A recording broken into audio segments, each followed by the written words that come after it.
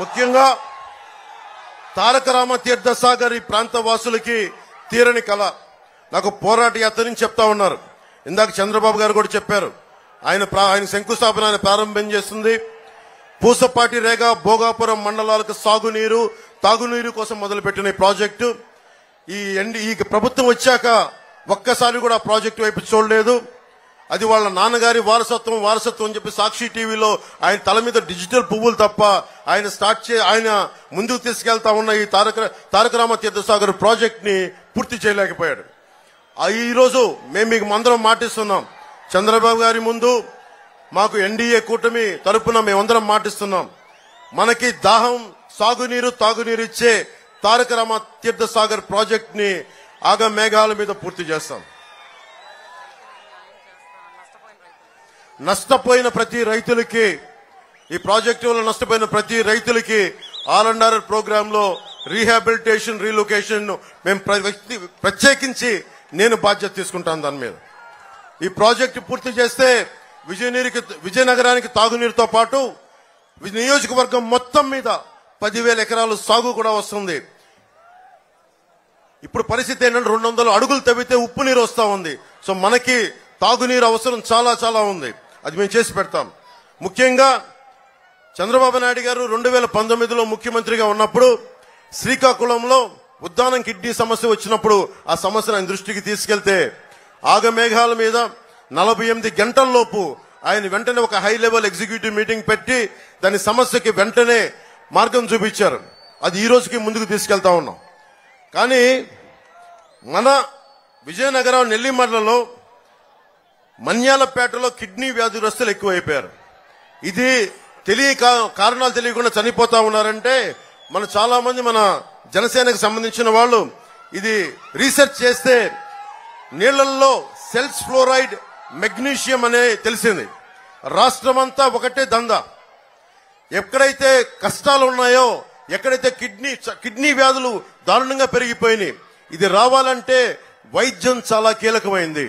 ఆ వైద్యానికి ప్రతి గ్రామంలో ప్రతి పంచాయతీలో ప్రతి మండలంలో ఒక ప్రాథమిక ఆసుపత్రి, secondary care hospitals, tertiary care ఇవి తీసుకొచ్చే బాధ్యత జనసేన, తెలుగుదేశం, భారతీయ జనతా పార్టీ కూటమి ప్రభుత్వం తీసుకుంటుంది. అలాగే నది పేరు ఏదైనా గాని ఇసుక దోపిడీ ఒకటే. మనకి ఇక్కడ బాధితురాలు చంపావతి నది, డెంకాడ, లంకపేట, మునిగిపల్లి, నాతవలస, కోట, భోగాపురం ప్రతి చోట ఇసుక దోపిడీకి అడ్డే లేకుండా పోయింది. ఈ ఇసుక దోపిడీ ఆగాలంటే మనకి కూటమి ప్రభుత్వం రావాలి. పంచాయతీ అనుమతి లేకుండా తన్గుడుమిల్లి లాంటి ప్రాంతాల్లో కూడా విచ్చలవిడిగా గ్రానైట్ తవ్వకాలు, అక్రమ క్వారీ తవ్వకాలు. వాళ్ళ దగ్గర డబ్బులు పెరిగిపోతున్నాయి.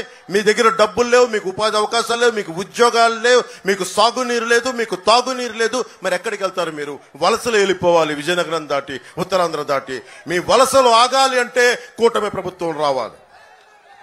జగన్ మాట్లాడితే చిన్న గులకరాయి పెట్టుకొని దానికి పెద్ద ప్లాస్టర్ ఎంచుకున్నాడు, ఎగ్జిబిషన్ చేస్తా ఉన్నాడు. అంటే రామతీర్థంలో రాముల వారి విగ్రహం తల నరికేస్తేనేమో అది గాయం కాదు.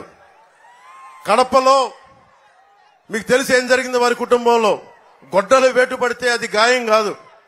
స్వయాన వాళ్ళ చెల్లెలు అంటా ఉన్నారు, అంటే నీకు ఇంతపాటి తలకి ఇంత గాయం, అది నువ్వు కొట్టుకున్నదో కొట్టించుకున్నదో తెలియదు. కానీ ఆయన మీద గొడ్డలు వేటు పడితేనేమో సమస్య కాదు, కానీ నీ మీద చిన్న రాయి పడితే రాష్ట్రం అంతా సమస్య.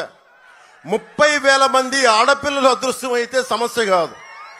అమర్నాథ్ అనే 15 ఏళ్ల యువకుడు కొంతమంది ఆకతాయిలు అక్క నడిపిస్తుంటే రక్షించడానికి వస్తే వైసీపీ నాయకులు చెరుకు తోటల్లో తీసుకెళ్లి పెట్రోల్ వేసి కాల్ చేశారు.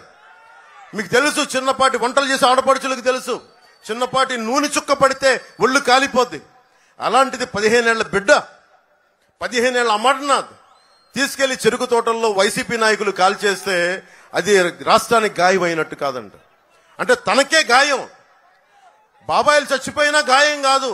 రాముల వారి విగ్రహం కింద పడ్డా మా మనోభావాలు, మన మనసులు గాయపడవు. ఆయన నుదుటికి చిన్నపాటి గాయం పడితే మొత్తం ఆయన కదిలిపోయాడు. రాష్ట్రం అంతా కదిలిపోవాలి.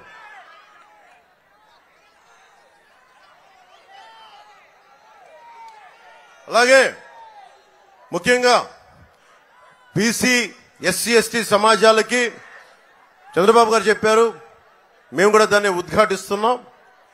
ఏదైతే సబ్ ప్లాన్ ఫండ్స్ ఉన్నాయో అవి ఎక్కడికి దారి మళ్లించకుండా దేనికైతే నిర్దేశింపబడ్డాయో వాటికే ఖర్చు చేస్తాం.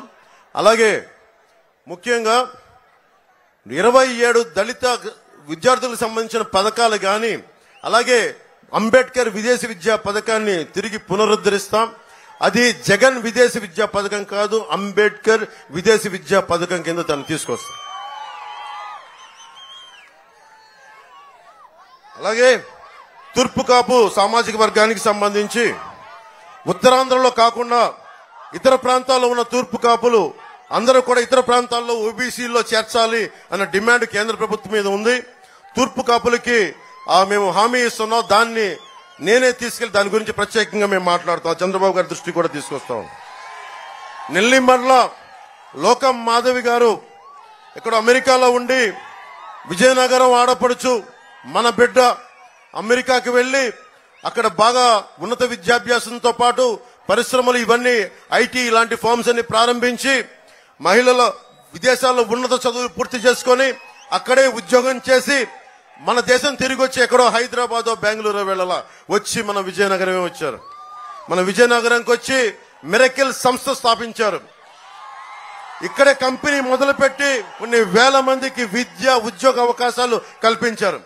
10 సంవత్సరాలుగా దశాబ్దంగా మీతోనే ఉన్నారు. ఎమ్మెల్యే కాకముందు నుంచి అనేక విధాలుగా సేవా కార్యక్రమాలు చేస్తున్నారు. ఆమెకి లోకం మాధవ్ గారికి మరింత సేవ చేయడానికి, మీకు సేవ చేయడానికి, మేము ఉండటానికి ఆవిడ్ని జనసేన పార్టీ నుంచి గాజు గ్లాసు గుర్తు మీద నెల్లిమర్ల ఎమ్మెల్యే అభ్యర్థిగా నిలబడతా ఉన్నారు. మనస్ఫూర్తిగా మీరు మద్దతు ప్రకటించాలి, భారీ మెజారిటీతో గెలిపించాలి మనస్ఫూర్తిగా కోరుకుంటున్నాను.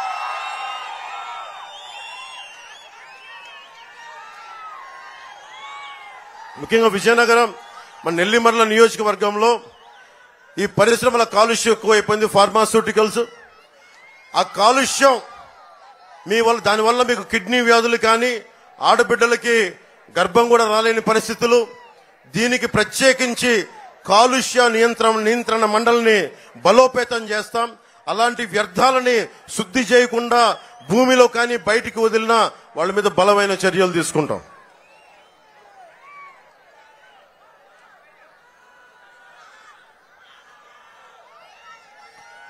మీకు జగన్ వచ్చి ఒకటి కాదు 2 సార్లు కాదు 9 సార్లు కరెంటు బిల్లు పెంచారు.